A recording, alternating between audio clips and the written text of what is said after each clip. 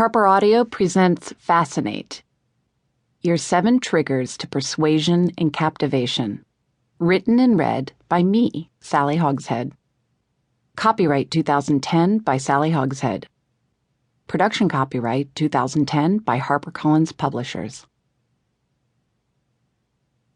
Hi, my name is Sally Hogshead, and I just wanted to start it by saying thank you for listening today. This book was a 3-year journey for me. I wrote it between 2006 and the very end of 2009, and I'm excited to take you along this journey with me.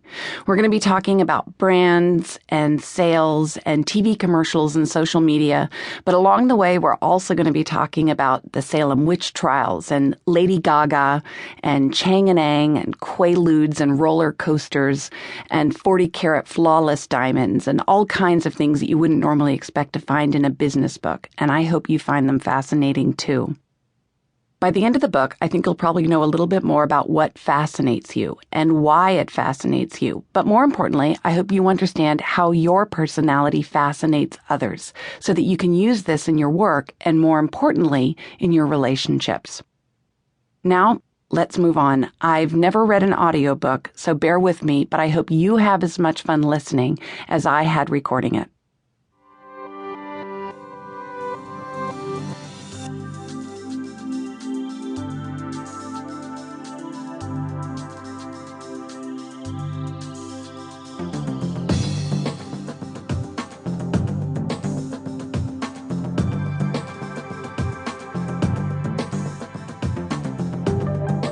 Preface: Witchcraft, Green Peas, and Sigmund Freud. "More weight!" cried the old man, begging to be crushed more quickly. "More weight!" It was the summer of 1692 in Salem Village. The old man's ribs snapped one by one in sickening succession, each audible to the hundreds of townsfolk encircling his execution. But his pleas were answered instead with the same slow addition of stones upon his chest. For 2 days, 6 large men lifted rocks onto the torso of Giles Corey. But Corey refused to confess to any charges, asking only for more weight to speed his death. The sheriff stood over him, impatiently waiting for a confession, using his cane to push the old man's tongue back inside his mouth. At last, Corey was silenced by the final stone dropping upon his breast. His crime? Giles Corey had been accused of fascination, casting a spell that left his victims powerless to resist. The grand jury decreed he had enchanted the townspeople, mesmerizing them so fully that they became immobilized with captivation. Under the spell of fascination, they became hostage to his thoughts, losing the ability to think rationally or protest.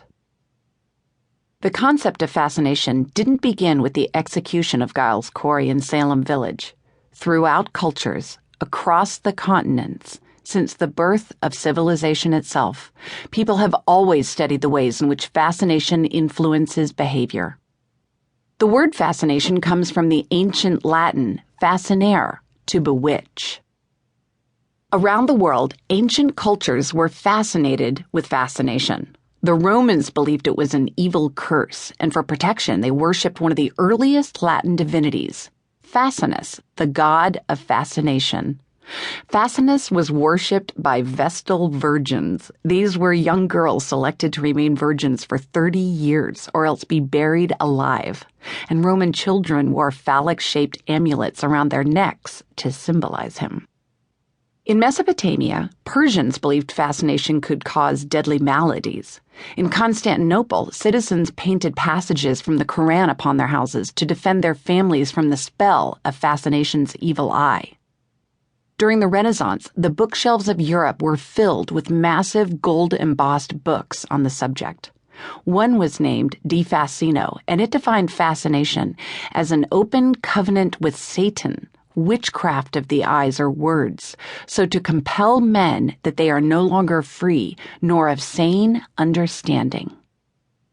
Another warned that fascination was caused by lounging in bed too late in the morning, wearing nightcaps, or breaking a religious fast on green peas. Yes, green peas.